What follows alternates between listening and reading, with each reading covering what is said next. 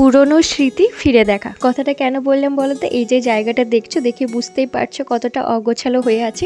মা আমাকে সেই 1820 সাল থেকে বলছে এটা গুছিয়ে দিতে, বাট আমার গুছানোর সময় হচ্ছিল না, পরীক্ষা চলছিল বলে। বাট পরীক্ষা আমার কবে শেষ হয়ে গেছে, কিন্তু আমার গুছাবার ইচ্ছে হচ্ছিল না। ফাইনালি আজকে আমি ঠিক করছি এটা গুছাতেই হবে, নাহলে মা আমাকে দেবে আচ্ছা করে। এই কভারগুলো হচ্ছে আমার যখন নতুন ফোন নিয়েছিলাম, রিসেন্ট আমার ফোনটা 1 বছর হলো, তখন 4 নাম্বার কভার চলছে, এই 3টা আমি রেখে দিয়েছি।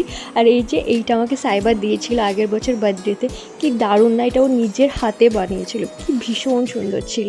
আর এই যে বইটা দেখছো, এটাও আমি উপহার পেয়েছিলাম যখন আমি ফার্স্ট ডিভিশন করেছিলাম এইচএসে, তখন কখনো পড়া হয়নি, এবার ফাঁকা আছে, এবার থেকে আমি পড়বো। আর এই যে বইটা, এই বইটা থেকে আমি অনেক কিছু শিখেছি। আমার ইংলিশ টিচার প্রসঞ্জিৎ দাদা, সে আমাকে সাজেস্ট করেছিল, সবাইকেই করে, তো এই বইটা থেকে অনেক কিছু শিখেছি। আর এই যে ডায়েরিতেও অনেক স্মৃতি আছে, কম বেশি ডায়েরিতে সবারই শুকনো গোলাপ থাকে, কি বলো? আমারও আছে। এগুলো না সব অনি দিয়েছিল, শুধু আমাকে একা না, মা, বুনু, দিদি, আমরা যখন এই রোজ ডে আসতো তখন সবাইকে দিত। আর এখানে দেখো অনেকগুলো ফটো ফ্রেম ছিল, আমি একবার বউ সেজেছিলাম, তো সেই ফটোটাই তোমাদেরকে দেখালাম। আমার একটা স্যুট ছিল। আর এই যে এইগুলো নিয়েছিলাম মেলাতে সেই আগের বছর, কিন্তু এখন অবধি লাগাইনি, এই বছর পুজোতে আমি লাগাবো আর তোমাদেরকেও দেখাবো। কত সুন্দর আছে তাই না বলো? এগুলো না বেশ ভালো লাগে ঘরে লাগাতে।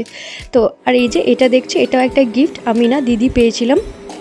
তো আরও অনেক কিছু ছিল, মানে দেখালে পুরো অনেক বড় হতো ভিডিওটা, সেই জন্য আমি ছোটোখাটো দেখিয়েছি, মানে যেগুলো খুবই আমার চোখে পড়ছিল। এই তো আমার ফাইনালি গোছানো হয়ে গিয়েছে, যেমন তেমন করে গুছিয়েছিলাম। হাতটা দেখো কত নোংরা ছিল, বাড়তি সমস্ত জিনিস রেখে দিলাম, আর যেগুলো প্রয়োজনীয় সেগুলোই রাখলাম। তোমাদের কেমন লাগলো জানিও, ভালো থেকো, টাটা।